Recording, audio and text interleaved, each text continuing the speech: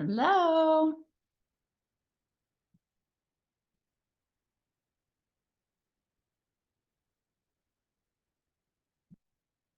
Hi, Sonia. Hello. Hi. Hi, Monica.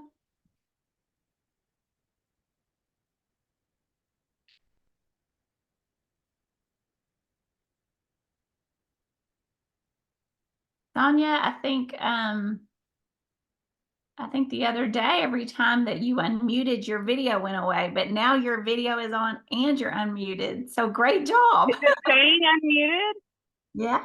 So this is the first time I've ever done Zoom on my phone. I always do it on the computer, so it's a little bit different, and I wasn't real sure how to work it. I'm not gonna lie. You did it. You figured it out. Did. You look so pretty today. Thank you.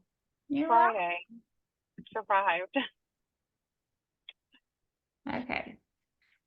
How did y'all get on? Did you put in the link the Zoom ID, or did you just click the link?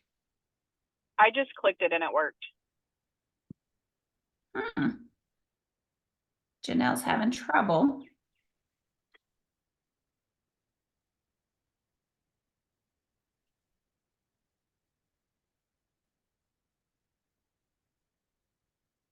I feel like Zoom is there's Monica's face. Hey, that makes me happy. I haven't seen your face in a long time. I know. I have horrible food poisoning. I've been sick all night long. No. Yeah. I'm still in my hotel room in my PJs. Yeah. Oh, I'm so sorry. Yeah. So if I drop the phone abruptly, it's because I ran to the potty. Okay. The Hey, vomiting has stopped though. So hi, Kelly. How are you? I'm good. How are you? Good. Hey, Jack.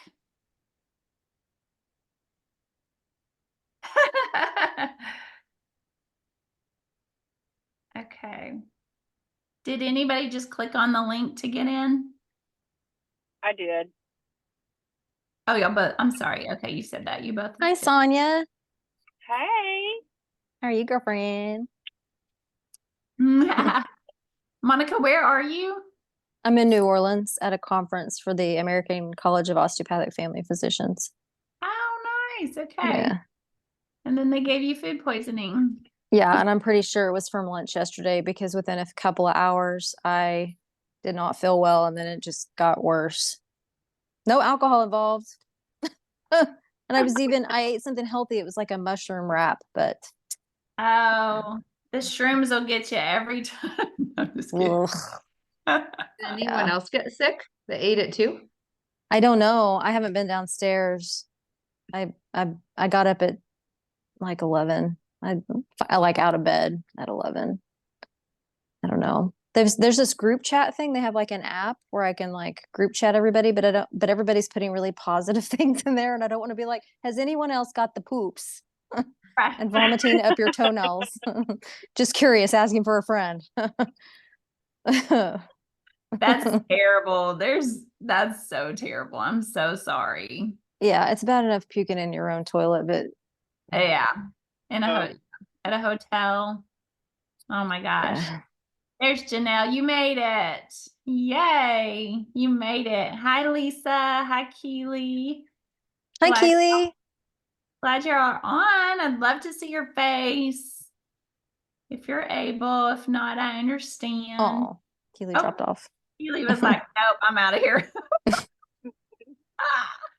I had a Okay. hard time connecting at first, so she may have had the same problem. Okay. Janelle, how did you finally get on? Yeah, I had to use my phone, not my computer.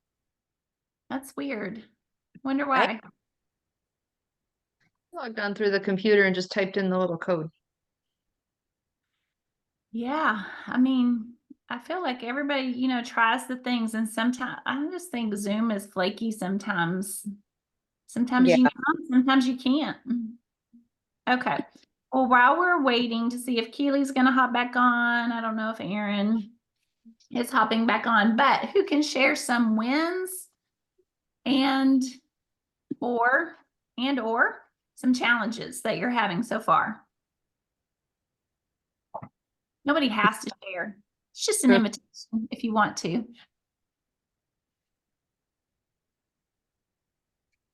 I can. I am not eating well, but I'm in New Orleans. So I'm going to extend my 30 days past the amount of days that I'm eating poorly in New Orleans because by golly, I'm going to eat beignets and but not in excess. So I'm going to do the challenge a little bit longer because I had already planned this getaway. And also I'm not exercising today because I threw up all last night. So enjoying the good food. That's fair. And I would eat a beignet too. There's Jill, also known as Princess Awesome. And she is, her husband named that for her. But she is awesome. I love it. Okay, so Monica, that's good. Share. Thank you for that. Anybody else want to share a win or a challenge? I've seen some wins. I'm seeing them on Facebook. I love that. I love that y'all are using that. I love that you're sharing. I think that it helps me, keeps me motivated. So I appreciate it. Yeah, I don't I'm always learning on the meditation's a new one for me. So I'm I feel like I used to be really good at like just that quiet time and honing in on Holy Spirit and what he had to say and stuff, but getting into old habits and routine and just not making the time for it. In those 10 minutes, I'm still training my brain to shut off and be open to what he has to say. And so right now I kind of feel like it's a let's check it and just, it's part of the 7, let's do it and get it done. And I know eventually there'll be more to it, but right now I feel like I'm just in the process of learning what it means to just sit and be quiet and then go from there. But good news is I've been able to check off all the boxes each day, and one of my IM is finish what I start, because I'm usually not typically like I have all these big plans, but the Lord's just shown me to like diet doesn't have to be this big thing. Exercise doesn't have to be this big thing. Like he's showing me do what's right for you, and that's okay. And we'll eventually can build on that later. And so it was good timing with when that started. And I started prepping for an event, which I'm assuming is one that you've done before. So there's a 30-day prep with that I jumped in a little late on. So I'm doing that as like the Bible part and then this as well. And there's a whole other slew of things he's showing me in that too that I'm doing them back to back. So yeah. So it's been awesome. good. You're serving on Quest in Texas or Michigan? In Michigan. Oh, nice. Okay, awesome. That's very cool. Love that. Okay. It'll be my second time serving, so I'm really excited. Okay, there's a few of us on doing this challenge who Cynthia and Jill are going to get tired of hearing me talk about Quest. But if you don't know about Quest, you need to know about Quest. Just ask me. I'll be happy to tell you. Same.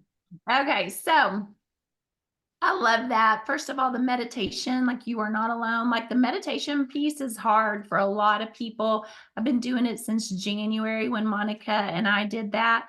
Here's what I can tell you. If 10 minutes feels like an eternity, our coach that we did the challenge with in January, he challenged us towards the end. He is like, okay, try it for an hour. Do it for an hour. And I was like, okay, challenge accepted.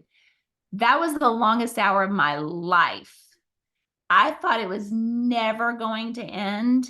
And I told Alexa, set an alarm for an hour so that I wouldn't have to open my eyes and look. And I just was determined I wasn't going to move. I wasn't going to open my eyes. And I thought, I'm going to die right here on this couch. I'm literally going to die. It felt like 10 hours. And so now when I do 10 minutes, it's so easy. So if you want 10 minutes to feel easy, do it for an hour. There's my advice on that. And then you'll be like, wow, that's so easy.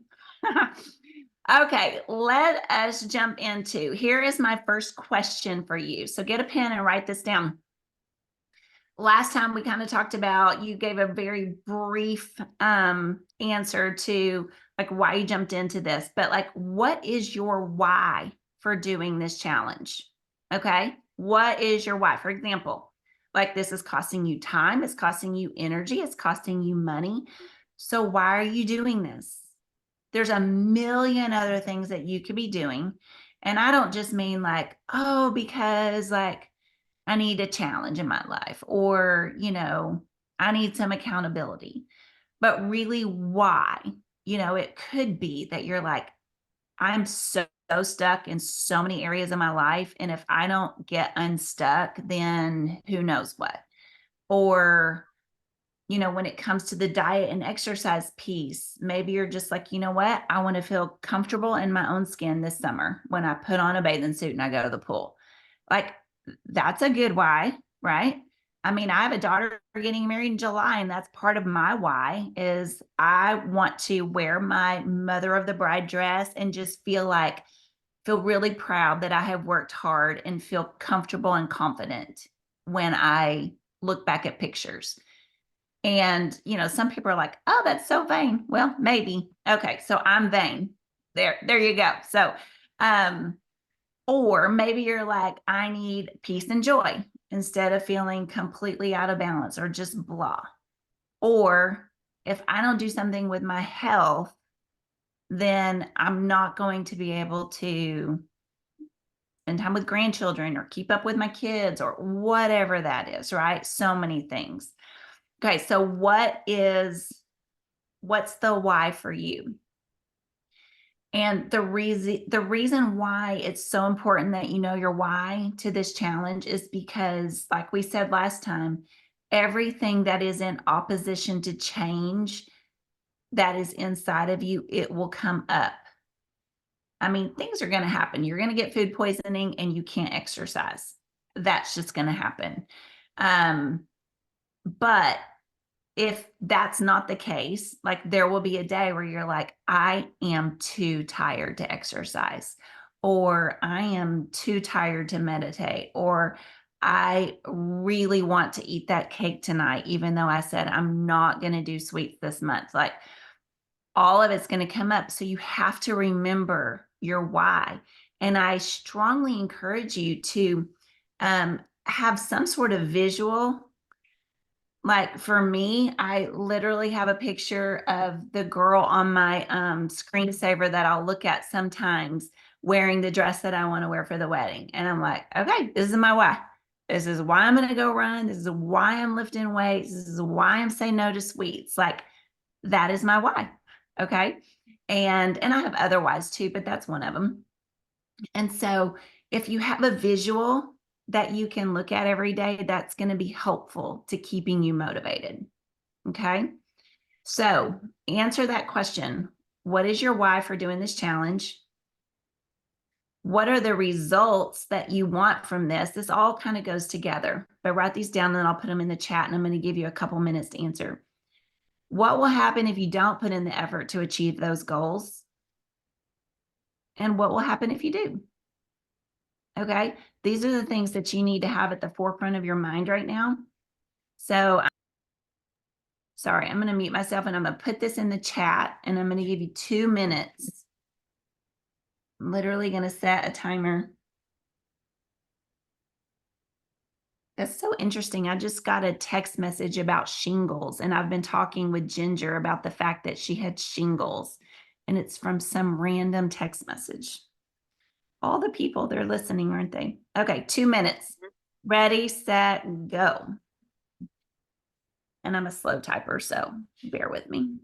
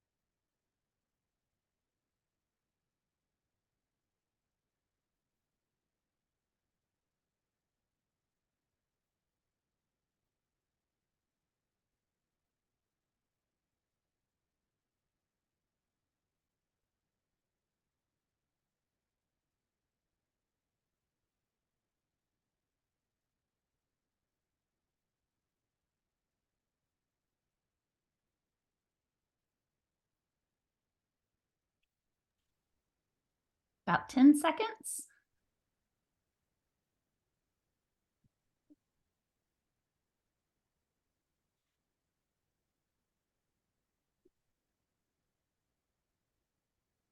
Okay. And I know that's not a lot of time, but you have the questions, and I highly encourage you to, when you have some more time and you can sit with the Lord about this, to do that, to sit with the Lord. Okay, so the reality is that it is easier to be who you've always been. And so to be different is going to take some work. It's going to take some sacrifice. It's going to take time, and it's going to take intentionality. And it means you're going to have to say no to some things in order to say yes to some of these things. We only have so many minutes in the day. And so that's something that you need to be thinking about, is what are the things that you are going to need to say no to? And the truth is that you're going to get out of this whatever you put into it. And some of you are just going to kind of dip your toes in, and that's okay. Like, there's no judgment. There's never any judgment. This is your challenge. You're not doing this for me, that you're doing this for you. Like, you will never disappoint me. I want you to know that. If you were like, oh my gosh, I didn't do any of my pillars today, like, I'm not going to be disappointed in you. Okay. Because this is about you. And remember yesterday, it's about learning about yourself and growing and understanding your own patterns. And sometimes that just takes time. And so some of you are going to dip your toes in. Some of you are going to jump in all the way. And you're like, you know what? There's no way I am going to miss one challenge. Or you're like Monica, and you're like, okay, I was already signed up for this conference. I know I'm going to miss the first however many days. And so I'm going to add that many days to the end of it, because I am going to do a month's worth of this, and I'm going to do it all the way, and so that's okay. So wherever you are is okay. You get to choose for yourself, but it won't happen accidentally. Okay, so there are 5 frogs. Some of you have heard this before. There's 5 frogs sitting on a log. 3 of them decide to jump off. How many are still on the log? Show me with your fingers. Some say 5. Some say 2. Some say 5. Okay, the first time I heard it, I was like, clearly there's 2 frogs left on the log. But the reality is there's still 5 on the log. You know why? Because 3 of them decided to jump off, but they didn't. They didn't jump off. They stayed on the log. Okay? And raise your hand if you've ever done that. You've decided, I'm going to do this, and then you don't do it. Like, I mean, if I had more hands, I'd raise them all, right? We've all done it. And so deciding to do something and doing something are totally different. And what's his name? That coach that Monica and I did that challenge with, he read this thing called Just Do the Thing. Like, talking about doing the thing, watching other people doing the thing, deciding to do the thing is not doing the thing. The only thing that is doing the thing is doing the thing. And so you have to plan to do the thing. So if you're willing to do that, and you're willing to say yes, and you're willing to move, you're going to have to plan ahead, and you'll have to remember your why. And remember, you can't keep doing the same things you've always done and expect a different result. We all know that's the definition of insanity. But we've all done that too. We're like, I want to be different, but I'm unwilling to do different things. And it's just not going to happen. Okay. So scheduling is crucial. Accountability is crucial. So if you're going to make up your mind to do this, then really, I mean, that's what it comes down to. Is you have to make up your mind, I am going to do this. And you have to plan for the ways that all the obstacles that are going to come in the way. And you might, maybe you don't know what your obstacles will be, but probably some of them, you know what your obstacles are going to be. You know that you tend to hit snooze. And so therefore you don't wake up and you don't get your workout in. And then it's a domino effect from there. Oh, well, since I didn't get my workout in, now I might as well not read my pages, or I might as well not do my meditation.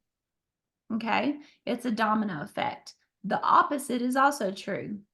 If you can start off strong by not hitting snooze and getting up and putting the workout clothes on and doing the exercise and doing your gratitude, and you have these things scheduled, that is also a domino effect in the positive way. Okay, so here's the next question. How do you usually give up on yourself? We all do.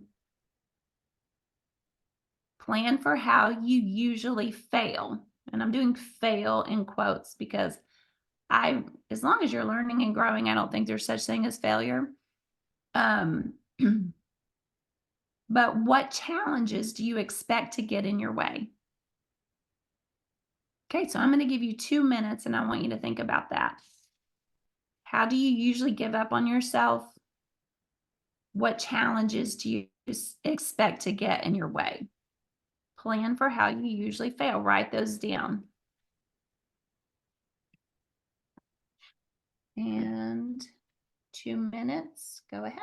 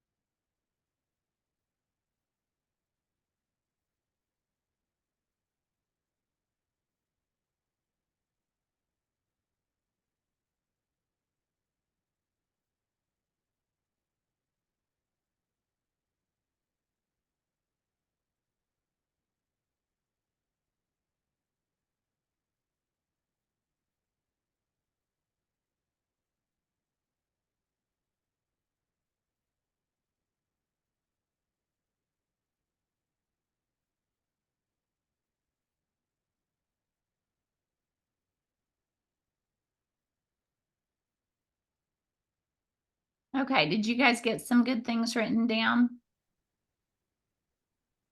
Okay, so I encourage you to keep this in mind, because here's what I know, is all of those things that you wrote down, it's going to pop up in the next month. It's going to pop up. And here's another thing that I know is that Satan does not want us to grow. He does not want us to be a better version of ourselves. And he will come at us. And so it's just spiritual warfare, ladies. It's just spiritual warfare is what it comes down to. And so we have to be prepared.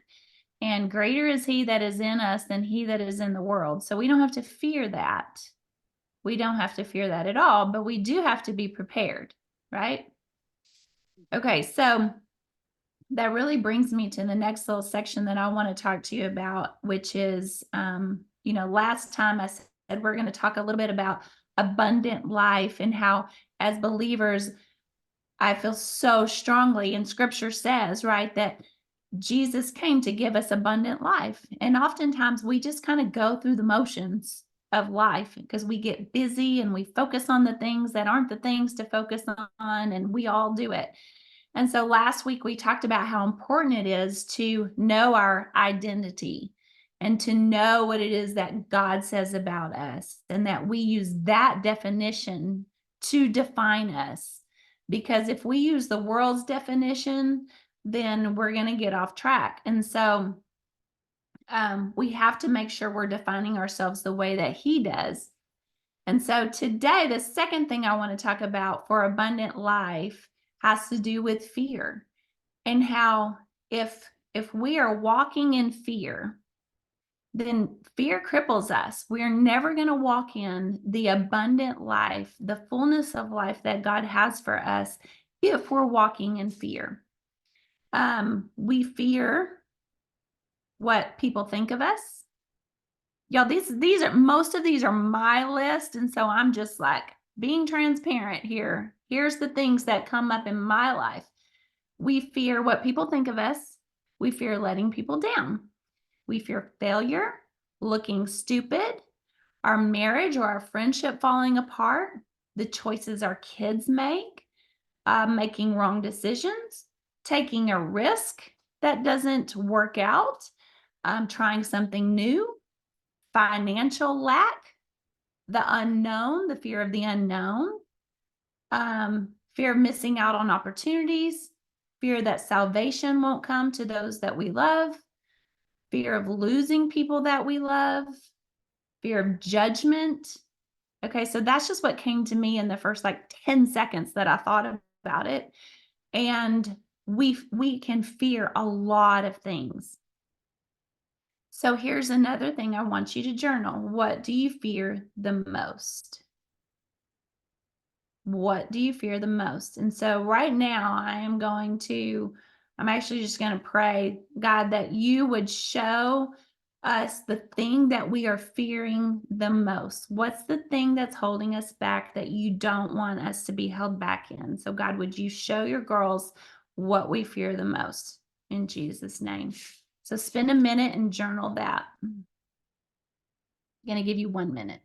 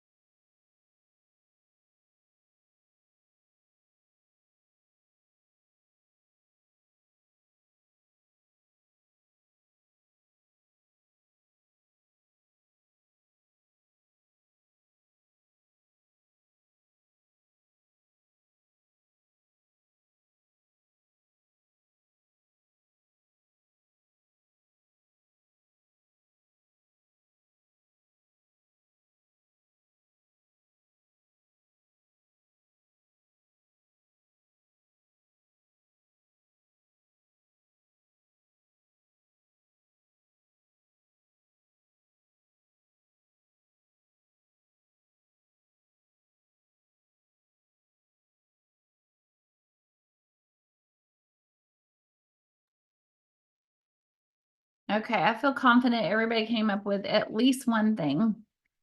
And here's what I want to share with you. I meant to bring it in here. If you haven't read The Awe of God by John Bevere, I highly recommend The Awe of God by John Bevere. It's a life-changing book for me. It's one of those, and my friend Cynthia gave it to me, and I'm so grateful. It's an incredible book. And here's what I'm going to tell you, the antidote for all these things that I listed that we can tend to fear, the antidote is the fear of God. It's the awe and the reverence of God. It's not a being scared kind of fear of God, like, oh my goodness, I'm so scared of him. That's not the fear of God. The fear of God is revering him and seeing that he is holy, and it's trusting, honestly, that, if God is sovereign and if he's good and he's just and he holds my life in his hand and he knows what's best for us and he loves us perfectly, then I can trust him. And as long as I am surrendering to the Lord and I'm spending time with him, which is why I say, don't just read 10 pages, be in the word of God in addition, because we have to stay surrendered to him and know who he is and what he wants for us. And that he gives us that in the word of God. And so if we are doing that, then we are going to receive his perfect love, and perfect love casts out fear. And if we are fearing God and what he wants for us more than we fear man, more than we fear anything else, then we are going to walk with peace and joy. I want to read these 2 quotes to you. This is by Tozer, A.W. Tozer, and Verplo. I don't know who this guy is.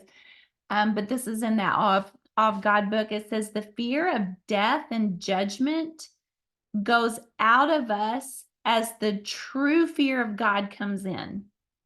And that fear has no torment, but is rather a light and easy yoke for the soul, one which rests us instead of exhausting us. And that is like such a great summary of the difference between the fear of God that gives us rest and that it is a light and easy yoke versus the fear of anything else that we can fear that literally exhausts us and torments us. And then another quote, this is by Oswald Chambers, says, the remarkable thing about God is that when you fear God, you fear nothing else. Whereas if you don't fear God, you fear everything else. Like, that gives me chills as I read that. And it is so true. It's so true. And so are we living like that? And I want to share that,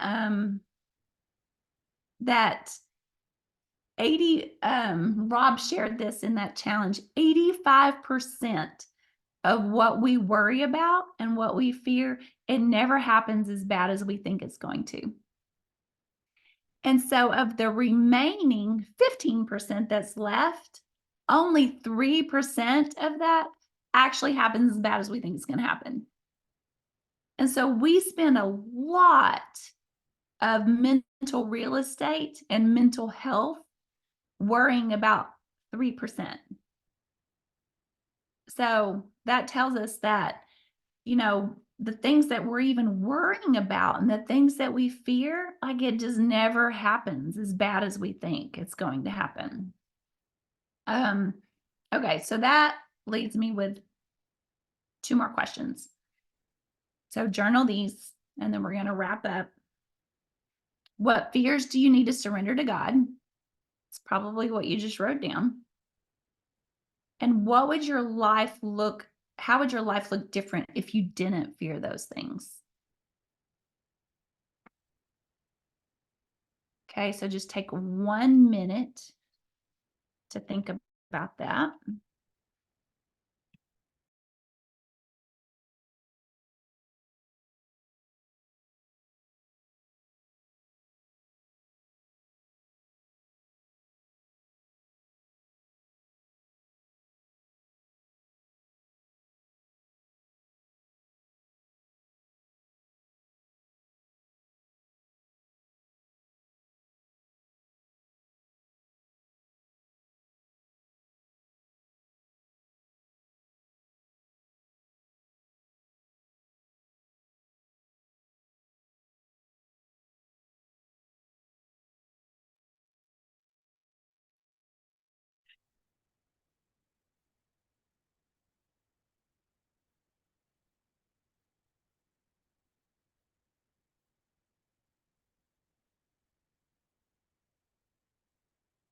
Okay, does anybody want to share? You definitely don't have to. Raise your hand if you want to share. And this is the kind of last thing that I'm going to share with you, is that a lot of times, these things that we fear, we start to think about, like, our brains go to the worst case scenario right away. And that's the 3%, you know, that it hardly ever plays out like that. And so if that is your tendency to do that, I really encourage you to be very intentional in those moments. First of all, like pay attention to how your body is physically feeling. Because if you are worrying about something, you feel it in your body and you know. And the more you practice this, the more you're going to be aware of how you feel physically.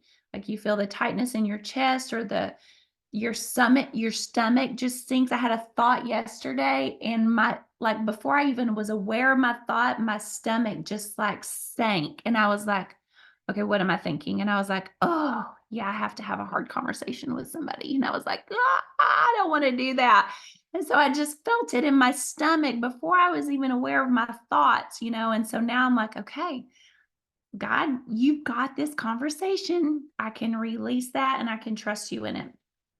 But I encourage you to begin thinking of the best case scenario, because the things that we think about, the things that go over in our mind over and over and over are much more likely to happen. When we go to the worst case scenario, now we're looking for that worst case scenario to play out, and we're more likely to find it because you find the things that you're looking for. Okay. Sometimes we create the things that we don't want to happen because we're thinking about the worst case scenario that actually happens. I mean, there's science that backs that. And so we're carrying those things around in our body. And just think about if you watch a scary movie, like, it's not real. This is pretend. I'm just watching it. It's not real, but you feel the feeling in your body, right? When there's fear with something scary or it's intense, you feel it in your body. Y'all, these things keep us from abundant life because we're walking around with all this like yuck inside of us. And so start thinking about the best case scenario. As humans, we are motivated by pleasure and pain. And we're more likely to run away from pain than we are to run towards pleasure. So the only reason I say that is because if, for example, something like this, let's just say this is a scenario and this is how I'm going to end. But if my greatest fear is that I'm going to die and people are going to be like, I should have thought of an example. If at my funeral, if my greatest fear is that people are going to be like, I don't know if she loved Jesus or not. Like, I would hate that. Like, I want people to know that I lived my life for Jesus. Okay. So the only benefit in going to like worst case scenario is to go, now I'm going to use that as motivation. I'm going to make sure that everybody knows that I love Jesus. Right. And so if you play out worst case scenario and you use that as your motivation, that can be really healthy. But then you need to quickly go to the best case scenario. Okay, because now I don't want this to happen and I'm running away from that pain. Now I'm going to run towards the pleasure part and I'm going to go, okay, so now what do I need to do to make sure that I'm living my everyday so that people know that I love Jesus? So that at my funeral, people can go, well, I don't know what her favorite song was. I don't know what she liked to do, but I do know she loved Jesus, right? And so what do I need to be doing to do that? Okay, so that's the difference in the pleasure of pain. Any questions? It's hard to get this in 30 minutes. I try. I'm probably always going to go over 5 or 10 minutes, but I'm trying. I'm just a girl trying. All right. That's all I have for you today. Thank y'all for being on. And I will see you Tuesday at 12. Y'all have a great weekend. Thank you. Bye. Bye. Bye. Bye.